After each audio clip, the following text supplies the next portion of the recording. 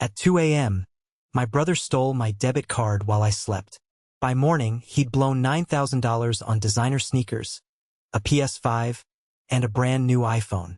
When I confronted him, my mom snapped, "You're overreacting. He's just a kid."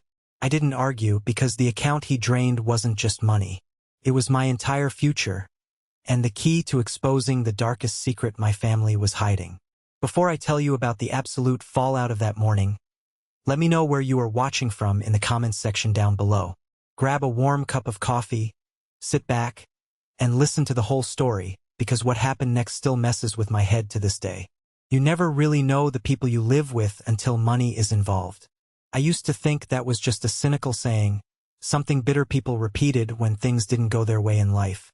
But standing in my own living room, looking at the empty boxes of high-end electronics scattered carelessly across the rug, I realized it was the absolute, undeniable truth. My name is Elijah. I'm 25 years old, and for as long as I can remember, I have been the designated fixer in my family. The guy who quietly cleaned up the messes, paid the bills on time, and swallowed his pride just to keep the peace in the house. I work as a custom woodworker and carpenter. It's an honest, back-breaking living. My hands are permanently covered in rough calluses. My clothes always carry the heavy, earthy scent of cedar and sawdust, and every single dollar I earn is paid for with sweat and aching muscles. I don't come from a wealthy background. I didn't have a massive inheritance waiting for me when I turned 18. Everything I had, I built from the ground up with my own two hands. For the past 4 years, I had been working brutal 60-hour weeks.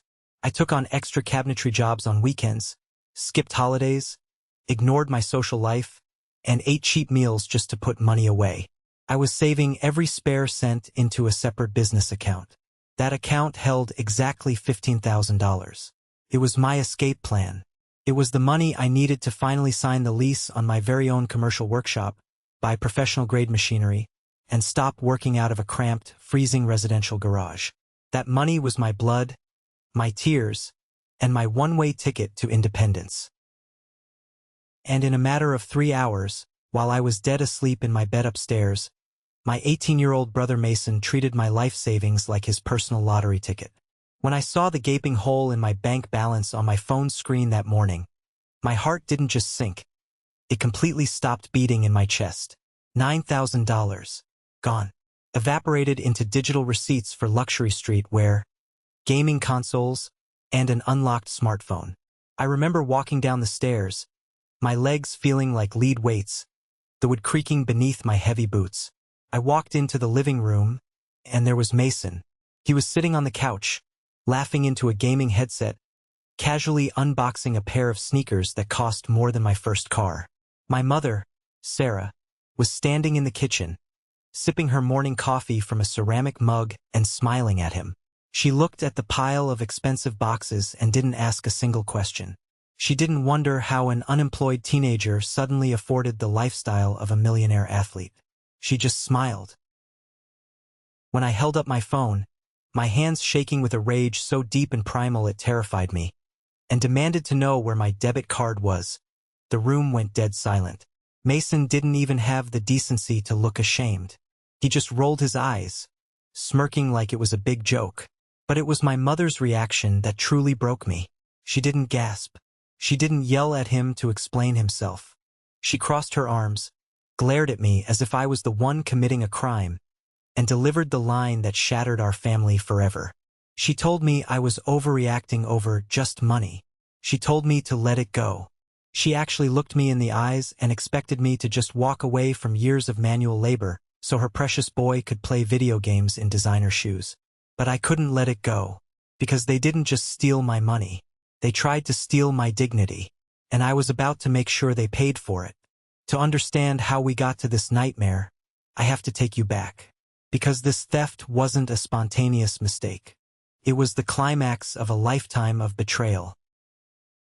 The truth is, the foundation of my family was rotting long before Mason ever touched my wallet.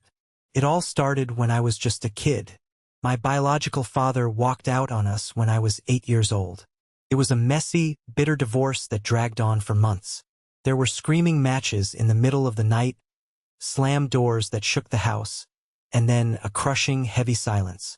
After the custody battle finally settled, the lawyer handed my mom full control, and my dad vanished into thin air.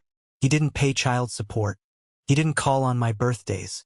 He didn't even show up for his own mother's funeral a few years later. He just erased us from his existence. My mom, Sarah, was left to pick up the pieces, and for a long while I truly pitied her. I watched her struggle to keep the lights on, working odd retail jobs, crying at the kitchen table late at night over a stack of past due bills. Because I loved her, I stepped up. I was only a kid, but I mowed lawns in the summer, shoveled snow in the brutal winters, and handed over every crumpled dollar bill I earned to help buy groceries for the house. As I got older, I took on heavy construction jobs right after high school let out. I gave up my childhood, my chance to play sports or hang out with friends, just to be the man of the house. I thought that made us a team. I thought my sacrifice meant something to her. But everything changed when I was 12. That was the year my mom met Robert. Robert was a deacon at the local church. He was the kind of guy who wore pressed slacks to the grocery store, shook everyone's hand with a firm, practiced grip, and spoke in a slow, patronizing voice that was supposed to sound wise and authoritative. On paper, he was a savior. He had a decent salary at an insurance firm, a nice 4-bedroom house in the suburbs, and a pristine reputation in the community. My mom married him within a year of meeting him. We moved into his house, and suddenly, the entire narrative shifted. I was no longer the helpful son who kept the family afloat during the dark times. I was the leftover baggage from her failed first marriage. 2 years later, Mason was born. Mason was Robert's biological son. And from the moment they brought that kid home from the hospital, wrapped in a blue blanket, the dynamic in the house was set in stone. Mason was the golden child. He was the living symbol of my mother's fresh start, her perfect new life with her perfect church-going husband. I was just the hired help living in the spare room. The favoritism wasn't even subtle. It was thick, heavy, and suffocating. When Mason turned 10, Robert opened a massive college fund for him. I remember sitting at the dinner table, eating dry meatloaf, while Robert proudly announced to the extended family how he was setting Mason up for a life of absolute success. I was 18 at the time, working full-time on a residential framing crew, paying them rent every single month just to keep my childhood bedroom. Not once did they offer to help me with trade school. Not once did they ask about my dreams or my plans. If Mason broke a window playing baseball in the yard, I was blamed for leaving the bat out. If Mason threw a tantrum at a restaurant, I was told to be the bigger person and stop upsetting him. The memory that still burns my blood happened a few Christmases ago. I had saved up for 3 months to buy myself a high-end noise-canceling headset to wear at the loud woodshop. Mason, who was 15 at the time, threw a massive fit on Christmas morning because he got the wrong color of some designer jacket he wanted. In his blind rage, he grabbed my brand new headset off the kitchen counter and smashed it onto the tile floor. It shattered into a dozen unfixable pieces. I was furious. I demanded he pay for it out of his allowance. But my mother rushed into the room, wrapped her arms around him, and looked at me like I was a monster. "He's upset, Elijah. Have some compassion for your brother. Don't be so materialistic." I was forced to apologize to him for raising my voice. That was the unbreakable rule of the house. Mason's comfort always eclipsed my basic rights. I learned to keep my head down, keep my mouth shut, and hoard my money where they couldn't see it. I just wanted to build my business and get out. By the time I was 24, my custom woodworking business was actually starting to gain serious traction. I was getting solid word-of-mouth referrals, building massive oak dining tables, installing custom cabinetry in wealthy neighborhoods, the works.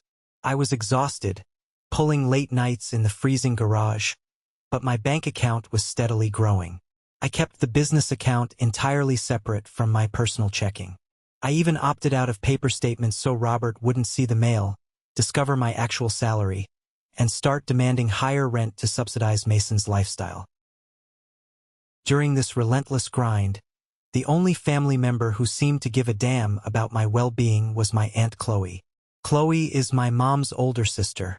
She was always the sweet aunt, the one who would call me on Sunday evenings just to check in. "Elijah, honey, you sound so tired." She'd coo through the phone, her voice dripping with sympathy. "You're working yourself to the bone. Are your mother and Robert treating you right? You know you can always talk to me. I worry about you in that house." I fell for it. I really did. I was so starved for a sliver of maternal affection, for just one person in my family to acknowledge my hard work, that I poured my heart out to her. I told her about how Mason, now 18, had dropped out of community college after barely 2 weeks. How he was sleeping until noon every day, playing video games all night, and somehow constantly walking around with brand new gear. I told her how frustrated I was that Robert preached about the value of hard work and integrity at church, but fully bankrolled his lazy, entitled son at home. And worst of all, I trusted Aunt Chloe enough to mention my savings. I didn't give her the exact dollar amount, but I told her I was getting very close to signing a commercial lease for my shop. "I'm so proud of you," Chloe had said, her voice warm. "Keep it safe, Elijah. Keep working hard." Meanwhile, back at the house, the red flags were multiplying at an alarming rate. Mason came downstairs one Tuesday morning wearing a pair of limited edition sneakers. I follow streetwear culture a bit just from being online, and I knew for a fact they retailed for over $1,000 on the resale market. I was eating a bowl of cheap cereal at the kitchen island, just staring at his feet. "Where did you get the cash for those?"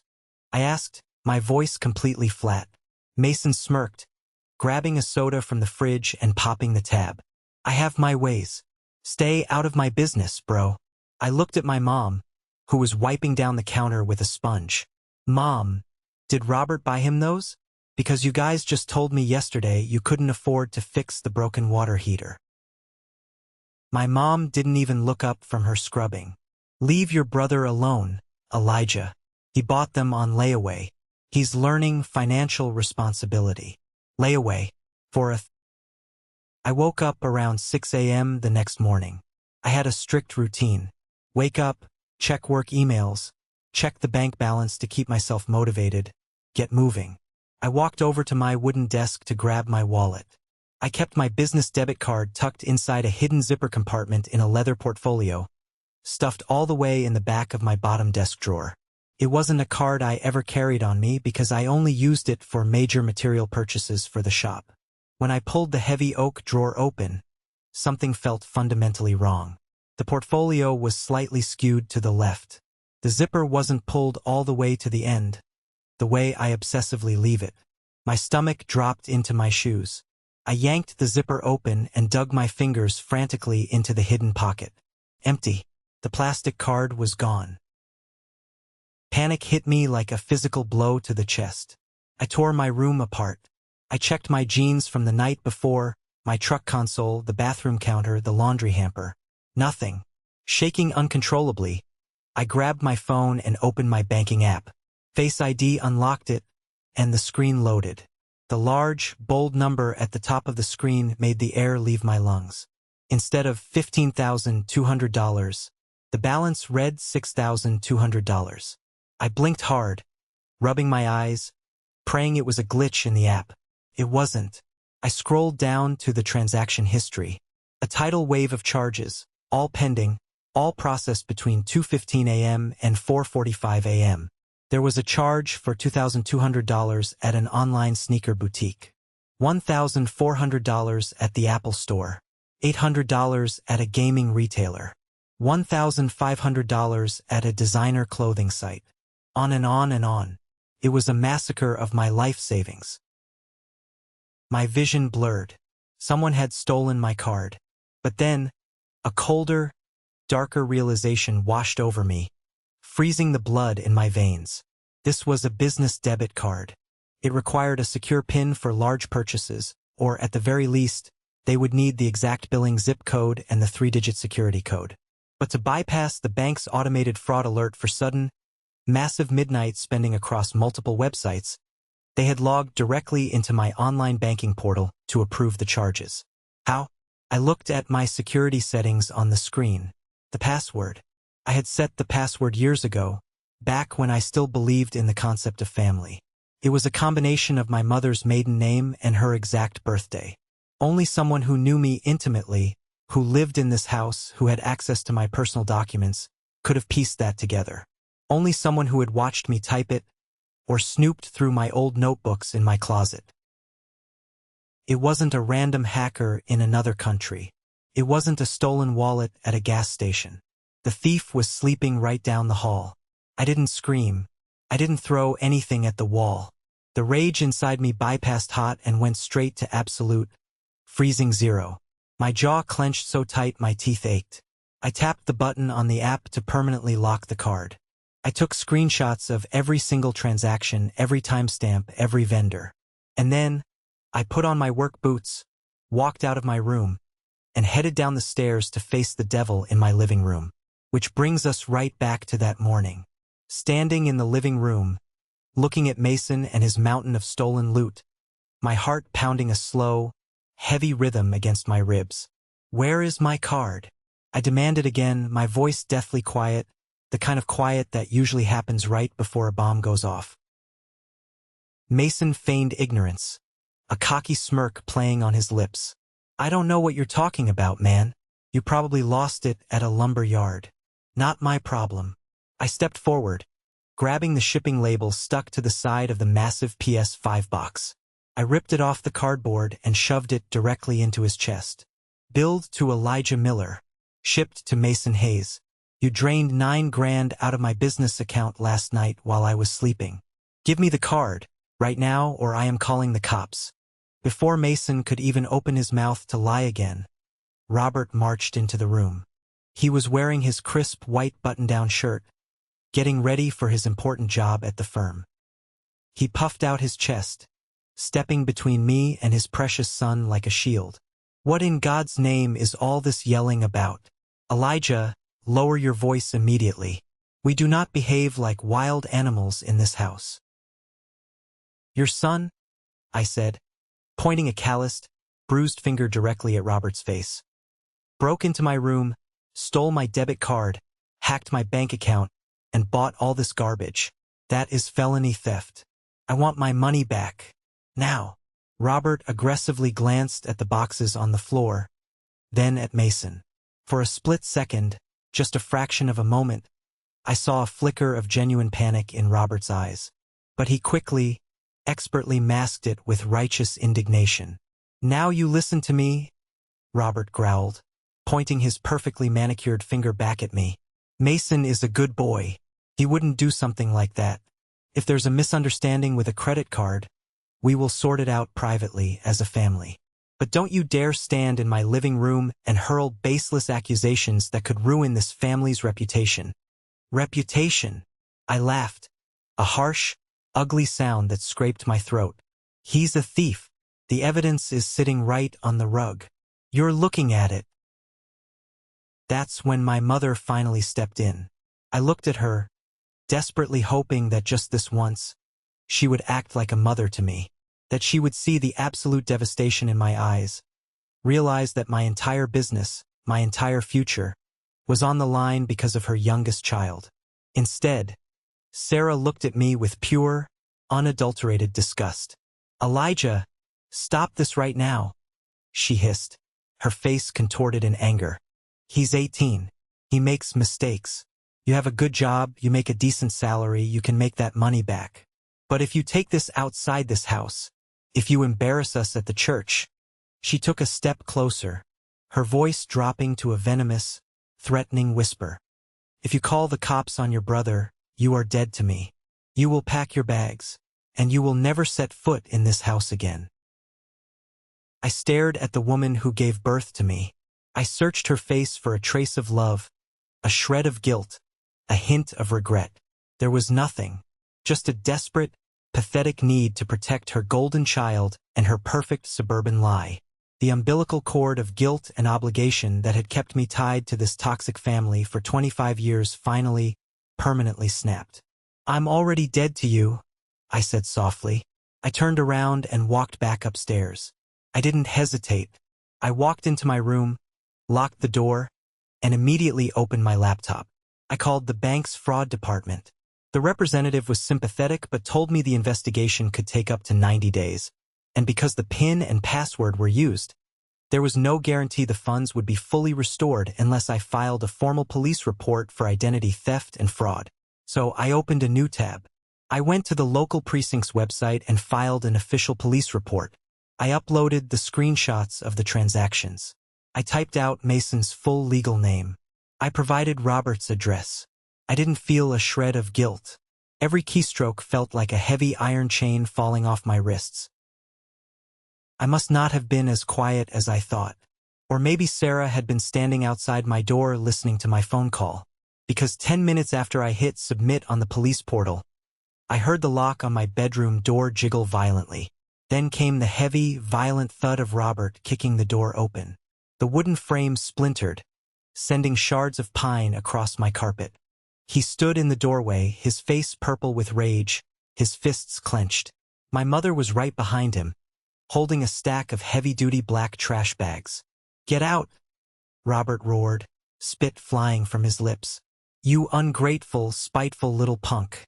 After everything we've done for you, after we put a roof over your head, you try to destroy my son? Get out of my house right now." My mother started throwing the empty trash bags at me, hitting me in the chest. "Pack your things. You have exactly 10 minutes. If you aren't gone, Robert is calling the police on you for trespassing and threatening us." It was raining outside. A cold, miserable, driving rain that lashed against the bedroom window. I didn't argue. I didn't beg. I calmly opened my closet and started throwing my clothes, my work boots, and my smaller hand tools into the bags. I grabbed my laptop, my hard drives containing my design files, and the small metal lockbox containing my birth certificate and passport. As I lugged the heavy black bags down the stairs, Mason was standing in the hallway. He had his new iPhone out, leaning casually against the wall. He wasn't filming, but he had the smug, victorious smirk painted across his face. He had won. He got the toys, he kept the parents, and the annoying older brother was being thrown out with the literal trash. I stopped right in front of him. I didn't touch him. I didn't raise a hand. I just looked him dead in the eye and said, "Enjoy the shoes, Mason. You're going to need them to walk to your court dates." The smirk faltered for a second, his eyes widening slightly, but I didn't wait to see the rest of his reaction. I pushed past him, walked out the front door, and stepped into the freezing rain. Robert slammed the heavy oak door behind me so hard the porch light rattled in its fixture. I threw my bags into the bed of my rusted 2008 Ford F-150. I climbed into the driver's seat, completely soaked to the bone, water dripping from my hair into my eyes. I put the keys in the ignition, and the engine sputtered to life. I sat there for a long time, watching the rain hit the windshield, the wipers squeaking back and forth. I had $6,000 left to my name, no home, and a family that had just betrayed me in the worst way imaginable. I gripped the steering wheel until my knuckles turned white. But the strange thing was, I didn't cry. For the first time in 25 years, I was completely alone, and it felt incredibly freeing. I slept in my truck that night. I parked in the back corner of a 24-hour diner parking lot, leaning the seat all the way back. It was freezing cold, my neck was stiff, and my clothes were damp, but I felt a strange sense of absolute clarity. When the sun finally came up, casting a gray, miserable light over the parking lot, I bought a black coffee, washed my face in the diner bathroom, and scrolled through my phone contacts. I stopped on a name I hadn't called in almost a year, Dylan. Dylan was a buddy from high school. He worked as a mechanic at a local garage and owned a rundown little house on the edge of town. He was a straight shooter, no drama, just a solid, dependable guy. I hit dial. He answered on the third ring over the sound of an air wrench. I gave him the short version. Massive family drama. Got kicked out in the rain. Needed a place to crash for a few weeks until I could figure out my finances and find an apartment. "Bring your truck around back to my place," Dylan said without hesitating for a single second. "I've got an unfinished basement. It's damp and smells like old laundry detergent. But there's a mattress and a space heater. It's yours for as long as you need it, man." Within an hour, I was moving my trash bags into Dylan's basement. It wasn't much to look at. Concrete floors, exposed copper pipes overhead, and a single tiny window near the ceiling that looked out at the dirt. But it had a solid door with a lock. It was my sanctuary. I set up a small folding table for my laptop and cleared a corner for my hand tools. I wasn't going to let this stop my business. If I had to carve wood and design cabinets in a damp basement, I would do it. A few days went by. I worked like a madman, taking any odd job I could find. I framed a shed, repaired a broken porch, did some minor plumbing, anything to keep the cash flowing while I waited for the bank investigation to move forward. Then, on a Tuesday evening, Dylan came down the wooden stairs, holding 2 cold beers. He tossed one to me. He looked deeply uncomfortable, shifting his weight from foot to foot. "Hey man," Dylan started, taking a long sip of his beer. "I was at the sports bar downtown after my shift. You know that shady guy, Ricky? The one who runs the illegal poker games out back of the auto shop." I nodded, popping the tab on my beer, my stomach suddenly tightening. "Yeah, I know of him. Why?" "Well," Dylan said, lowering his voice even though we were alone. "I saw your brother there, Mason. He was carrying a large duffel bag. I overheard him arguing with Ricky in the alleyway behind the dumpsters. Mason was trying to fence a bunch of brand new Yeezys and an unopened iPhone for straight cash. He sounded panicked, man, like terrified. He kept saying he needed to pay off a debt immediately or he was dead meat." I froze. The aluminum can in my hand suddenly felt very heavy. Mason wasn't just a spoiled kid wanting to look cool on Instagram for his friends. He was in trouble. Real trouble. He owed money to the kind of people who break legs and burn cars. And my mother and Robert weren't just indulging his vanity. They were covering his tracks so the church congregation wouldn't find out their perfect, holy golden boy was a degenerate gambler. It all started making a terrifying amount of sense. But if Mason was selling the stuff for cash on the street, he was leaving a trail. And I was determined to follow it all the way to the end. The next morning, I woke up with a singular, burning mission. I wasn't just a victim anymore. I was going to be their absolute reckoning. I set up my laptop on the rickety folding table, plugged it into the wall, and cracked my knuckles. Before my parents violently kicked me out, they had always relied on me as the unofficial IT guy for the house. That meant my laptop still had the saved login credentials for the family's shared cloud storage and the main household email account. Robert used it for paying utility bills, and my mom used it for church newsletters and coupons. I opened an incognito window and logged into the shared email. I wasn't entirely sure what I was looking for, but I started searching keywords. Shipping, order, receipt, tracking, marketplace. Bingo. Hidden deep in the archived folders, I found a flurry of emails from a dark web-adjacent resale marketplace. It was a sketchy site where people flipped high-end goods quickly, often without strict identity verification. But the account wasn't registered under Mason's name. It was registered under a generic, randomized username. I clicked on the profile settings to view the account details. The recovery phone number ended in 4 digits I recognized instantly. It wasn't Mason's number. It was Robert's cell phone number. I sat back in my chair, the concrete walls of the basement suddenly feeling very close and tight. Robert, the holy, righteous deacon. He didn't just know about the theft after the fact. He had actively helped Mason set up a fence account to liquidate the stolen goods for cash. He used my stolen money, my sweat and blood, to bail his biological son out of a gambling debt, all while looking me in the eye and calling me a liar. I started taking screenshots of everything. I documented every IP address, every login timestamp, every linked phone number and email alias. I was building a nuclear bomb of evidence.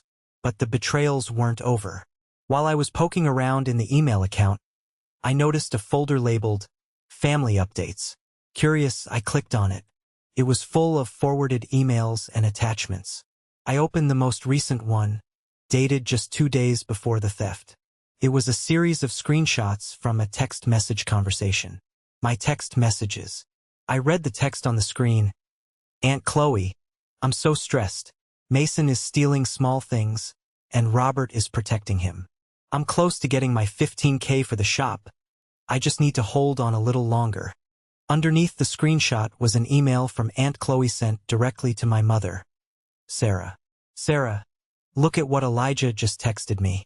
He's getting suspicious of the boy. He has a lot of money hoarded away in a private account. You guys need to handle Mason's debt situation fast before Elijah moves out and takes the cash with him. I'll keep playing the supportive aunt to see what else he knows. I felt physically sick. My vision swam. I stumbled away from the table, gripping the edge of the cold concrete sink in the corner of the basement. I dry heaved, gasping for air. The one person I thought was in my corner. The one person I poured my heart out to. She was a spy, a snake in the grass, feeding my vulnerabilities directly to the wolves. They had plotted this. They knew I had the money, and they orchestrated the theft to save their precious Mason. I spent 2 days locked in that basement, barely eating, just staring at the printed stack of evidence illuminated by a single harsh bulb. I needed air. I needed to see someone who wasn't actively trying to destroy my life. I texted my cousin Lauren. Lauren was Chloe's daughter, but she had always been a straight shooter, totally different from her manipulative mother. She was an ER nurse, practical, tough, and no nonsense. We met at a quiet diner on the outskirts of town. When she slid into the vinyl booth across from me, she looked exhausted. She ordered a black coffee and immediately reached across the table to squeeze my hand.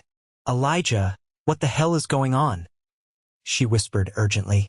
"The entire family is losing their minds." "What are they saying, Lauren? What's the lie?" I asked, my voice steady, though my heart was hammering violently against my ribs. Lauren took a deep breath, looking around nervously as if someone might be listening. "Robert and your mom called a family meeting on Sunday after church. They stood in front of everyone. My mom, the uncles, even the pastor was there. Robert put on this whole tearful, heartbreaking performance. He said you had a severe, secret gambling addiction." I let out a harsh, bitter laugh that caused the waitress to look over at us. "A gambling addiction? Me? I work 60 hours a week." "Yes," Lauren said, her eyes full of pity. "Robert claimed that you stole nearly $10,000 from his personal emergency fund. He said he tried to get you help, to stage an intervention in the living room, but you became violent and ran away in the middle of the night. Mom," Aunt Chloe backed him up. "She said you'd been texting her, acting paranoid and demanding money. The absolute audacity of it was breathtaking. They weren't just trying to cover up Mason's crime. They were actively, aggressively framing me to protect their own reputations. In a tight-knit community like ours, a rumor like that was a professional death sentence. It would destroy my woodworking business.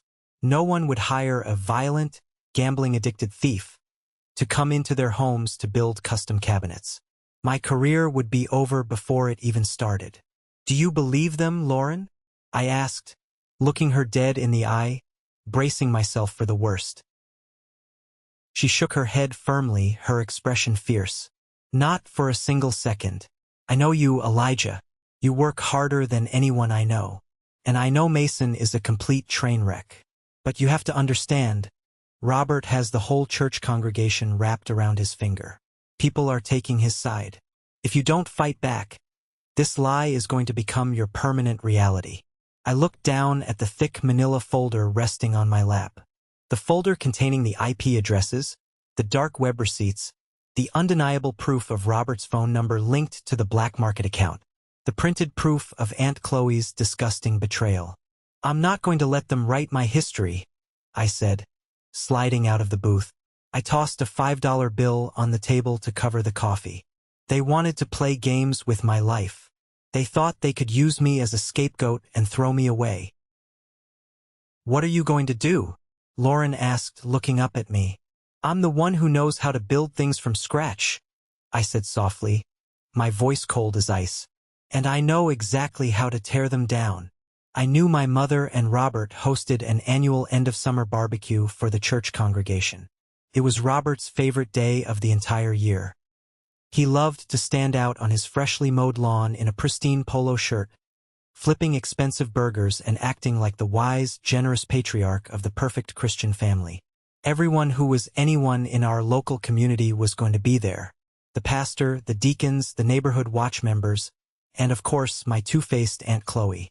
It was a Saturday afternoon. The sun was beating down, the air thick with the smell of charcoal and grilled meat. I pulled my beat-up Ford F-150 right up to the curb, parking directly behind Robert's spotless luxury SUV. I didn't bother changing into nice clothes. I was wearing my scuffed work boots, faded jeans, and a plain t-shirt covered in sawdust. I grabbed the thick manila folder from the passenger seat. My heart was pounding so hard I could feel it in my throat, but my hands were completely, terrifyingly steady. I walked up the concrete driveway.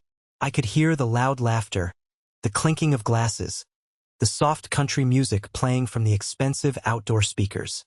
I pushed open the heavy wooden side gate and stepped right into the backyard.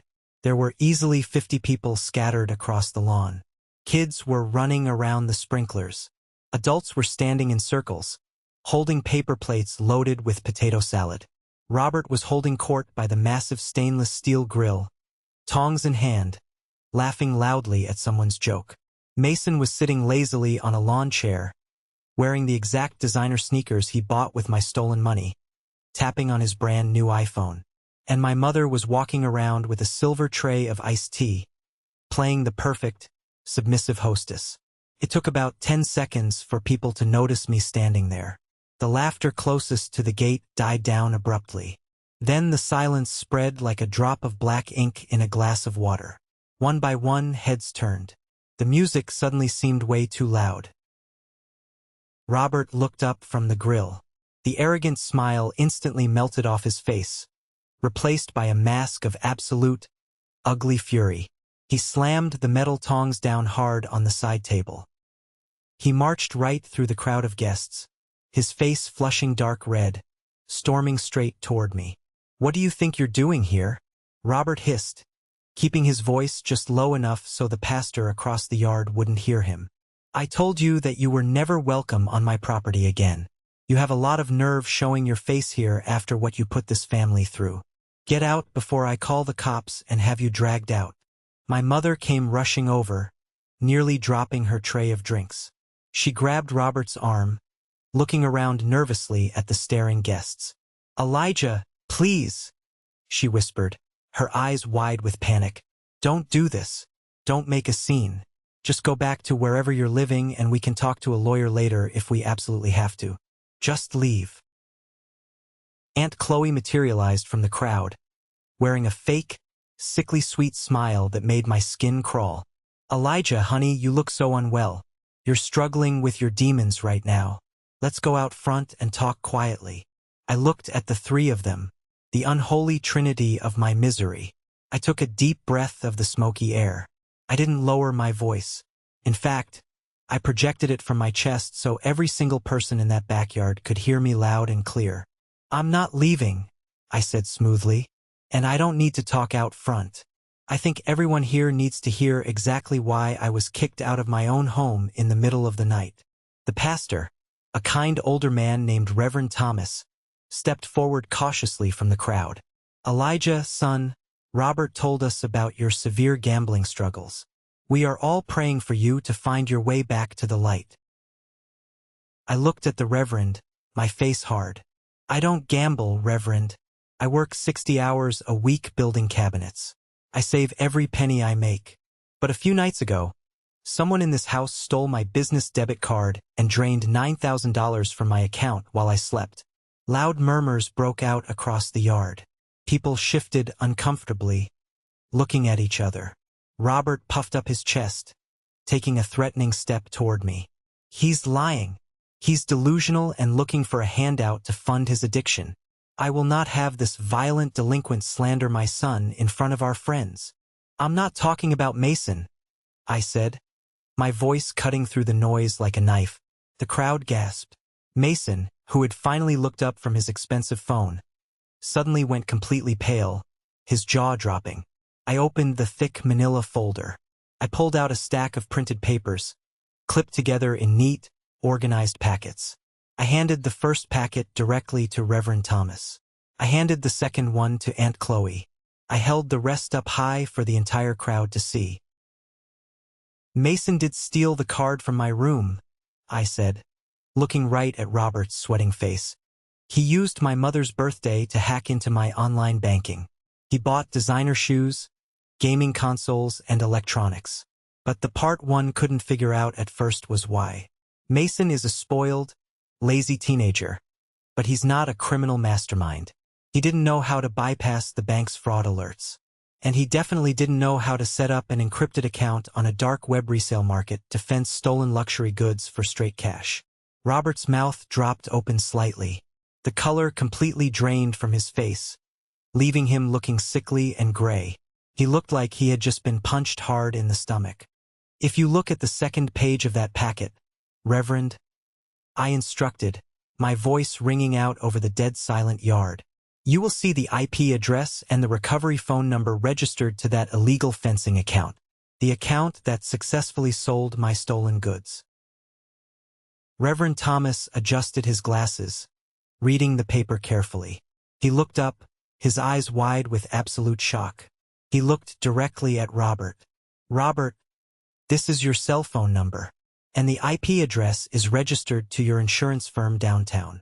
The collective gasp from the crowd was deafening. Someone dropped a glass. My mother snatched the paper from the Reverend's trembling hands, her eyes scanning the highlighted lines frantically. "Robert owes money," I announced to the crowd, watching his perfect, fake life crumble into dust in real time. "He's been projecting his own sick sins onto everyone else. He has a massive gambling debt, the kind of debt that gets your legs broken in an alley. He knew I had $15,000 saved for my business. He couldn't ask me for it, so he used his own son as a human shield. He told Mason to steal the card and buy the goods, promising to help him sell them. Robert orchestrated the theft of my life savings to pay off his own illegal debts. And then he stood in front of this entire church and told you I was the thief."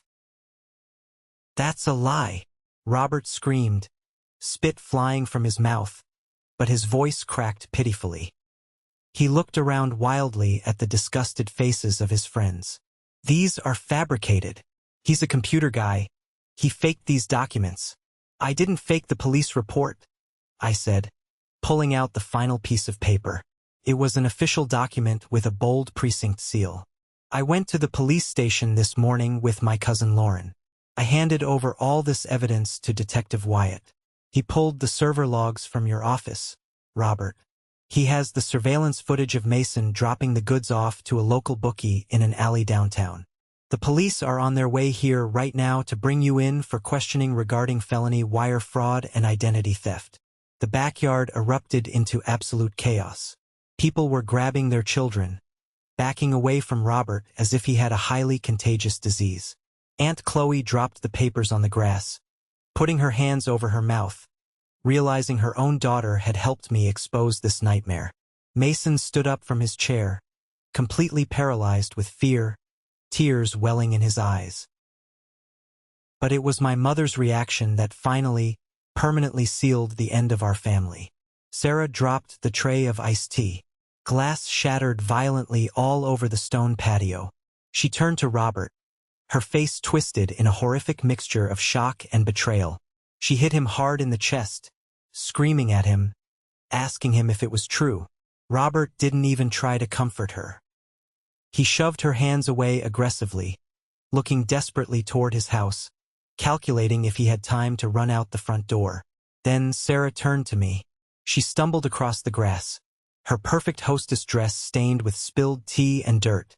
She reached out, grabbing the front of my work shirt with trembling, desperate hands. Tears were streaming down her face, ruining her makeup. "Elijah," she sobbed, her voice cracking painfully. "Elijah, my baby. I didn't know. I swear to God I didn't know he was behind it. I thought it was just Mason making a stupid mistake. I was just trying to protect my little boy. Please, you have to tell the police to leave us alone. Robert has a good salary, he can pay you back. Please, don't destroy our family." I looked down at the woman gripping my shirt. I didn't feel angry anymore, I didn't feel sad. I just felt an overwhelming, profound emptiness. I realized that even now, even after knowing that her husband had actively plotted to ruin my life and steal my future, her first instinct was to beg me to protect the family's public image. She didn't apologize for throwing me out in the freezing rain. She didn't apologize for calling me a liar. She just wanted me to clean up the mess. Again, I reached up and gently, firmly peeled her fingers off my shirt. "You didn't know Robert was the mastermind," I said quietly, looking directly into her tear-filled, frantic eyes. "But you knew Mason stole from me. You saw the evidence. And you chose to look the other way. You chose to kick me out of my own home to protect a thief. You chose to tell the whole town I was a gambling addict to save your own reputation." "I was scared," she cried out. "He's your brother." "I don't have a brother," I said, stepping back from her, putting emotional miles between us. "And I don't have a mother. You made your choice, Sarah. Now you get to live with the consequences of it." I turned my back on her. I didn't look at Robert, who was now being angrily confronted by a group of church elders. I didn't look at Aunt Chloe, who was trying to slink away unseen through the side gate. I just walked back down the concrete driveway, got into my truck, and drove away. I heard the distant wail of police sirens approaching the neighborhood as I turned the corner. I didn't look in the rearview mirror. The fallout from that afternoon was swift and absolute. Living in a small, tight-knit community means that secrets are the ultimate currency, and a scandal like that is an absolute goldmine. The story spread faster than a summer wildfire. Robert was arrested that same afternoon right on his freshly mowed front lawn, in full view of half the congregation. Because of the digital trail I provided, and the undeniable fact that he used his office computers to facilitate the fencing operation, the evidence against him was ironclad. He was formally charged with multiple counts of wire fraud, identity theft, and grand larceny. He lost his high-paying salary at the insurance firm immediately. His fancy lawyer tried to negotiate a plea deal, but the judge wasn't having it. Robert's pristine reputation actually worked against him. The judge made a harsh example out of a community leader abusing his power and exploiting his own stepson. Mason, being 18 and a first-time offender, managed to avoid actual jail time. But his life was effectively ruined. He was placed on strict probation, ordered to complete 500 hours of grueling community service, and forced into mandatory financial counseling. The golden boy had lost his shine. Without Robert's massive income to fund his lifestyle, Mason had to get a minimum wage job scrubbing toilets at a local gas station just to pay his mounting court fees. Aunt Chloe was completely ostracized from the community. When Lauren told the rest of the extended family how Chloe had acted as a manipulative spy, pretending to comfort me while feeding sensitive information to my mother, she was cut out of every holiday dinner and family gathering. But the hardest, most brutal fall belonged to my mother. Sarah had built her entire identity around being the perfect, wealthy, devout wife. Overnight, she became a complete social pariah. The church quietly asked her to step down from all her committees. Her friends stopped returning her calls. The women she used to gossip with at the grocery store would intentionally cross the aisle to avoid making eye contact with her. She was left all alone in a massive, quiet house with a mountain of legal bills, a disgraced husband in a jail cell, and a resentful teenager who blamed her for everything. While their world burned to the ground, mine was finally starting to grow. 2 months after the barbecue incident, the bank's fraud investigation officially concluded. Because I had filed a police report and Robert was formally charged, the bank determined I was not liable for the stolen funds. They couldn't recover everything due to the untraceable nature of the dark web transactions, but they refunded about 80% of my money. It was nearly $12,000. The day that money hit my account, the very first thing I did was drive to the bank and pull out $1,000 in crisp bills. I drove back to the auto shop, walked down into the damp basement, and handed the cash directly to Dylan. "What's this for, man?" Dylan asked, staring at the money in his hands. "That's for the rent, the electricity, and the beers you bought me when I wanted to give up," I told him, looking him in the eye. "You saved my life, Dylan. I'll never forget it." He tried to refuse, but I absolutely wouldn't let him. That same week, I started looking for my own place. I found a small, run-down industrial building on the edge of town. It had a tiny studio apartment attached to a massive, open warehouse space with high ceilings and heavy-duty electrical outlets. It was absolutely perfect. I signed the lease, bought a decent used mattress, and moved out of Dylan's basement. I remember my first night in that new apartment. I didn't have a TV. I didn't have a couch. I just sat on the bare hardwood floor, eating a cheap slice of pizza, looking out at the empty warehouse space where my woodshop was going to be. It was dead quiet. There was no yelling, no slamming doors, no walking on eggshells. For the first time in my entire life, I took a deep breath, and the air didn't feel heavy. I was completely, beautifully free. Rebuilding my life wasn't just about renting a physical space. It was about reclaiming my good name. In the messy aftermath of the scandal, a strange thing happened. People in town who had heard Robert's initial vicious lies about me being a violent gambling addict suddenly realized they had been played for fools. A lot of folks felt immense guilt for believing him without question. To make amends, they started hiring me. Reverend Thomas was the first. He commissioned me to build a massive, solid oak communion table for the church sanctuary. It was a high-profile job, and I poured my absolute soul into every inch of the wood. When it was unveiled on a Sunday morning, the flawless craftsmanship spoke for itself. From there, the word of mouth exploded across the county. I officially registered my business as Pillar Design. I chose the name because a pillar is something that holds immense weight without breaking. It quietly supports the structure around it. That's what I had done my whole life for my toxic family, but now I was supporting my own dreams. I started getting calls from interior designers, local contractors, and wealthy clients in the next town over. My calendar booked up 6 months in advance. I bought a brand new table saw, a heavy-duty planer, and a massive dust collection system. Within a year, I was making a steady salary that rivaled what Robert used to make at his fancy firm. But unlike Robert, my money was clean. It was built on calluses, deep honesty, and raw talent. That November, Thanksgiving rolled around.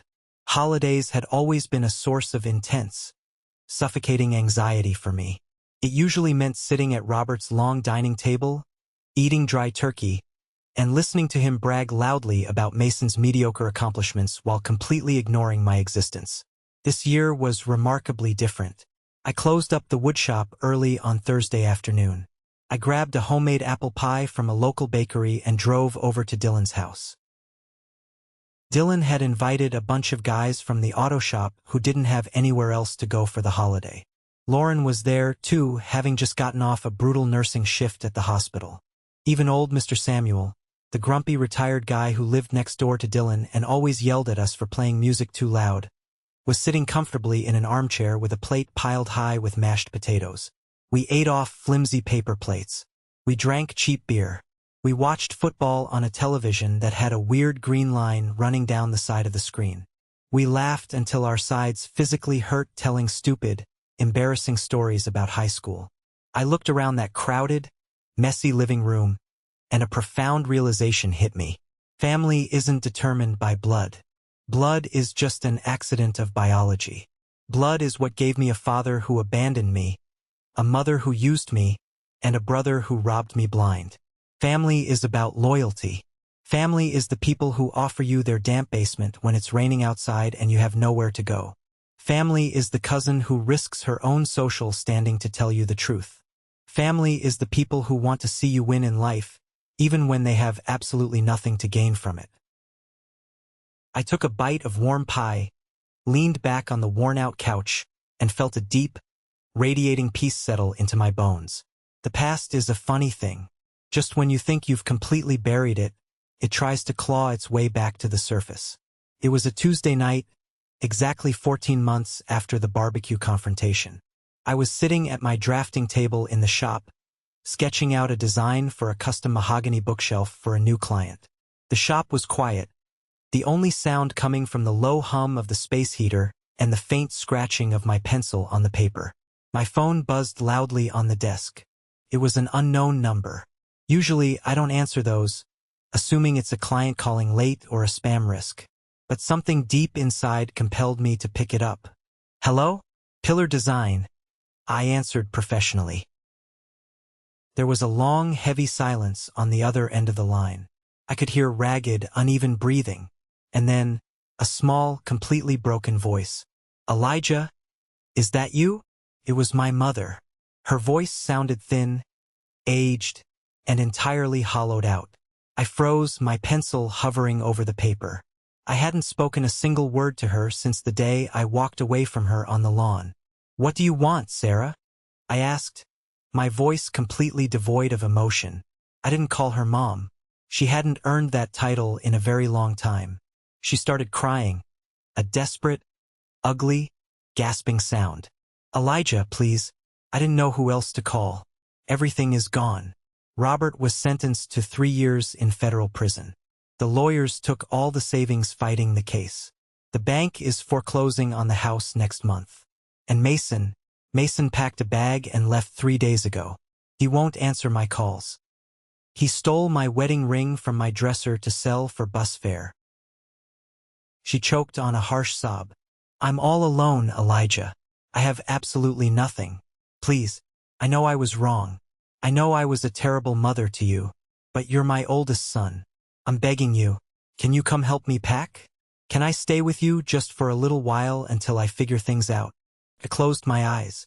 A younger version of me, the 12-year-old boy who shoveled snow to buy groceries for her, felt a sharp, painful twinge of guilt.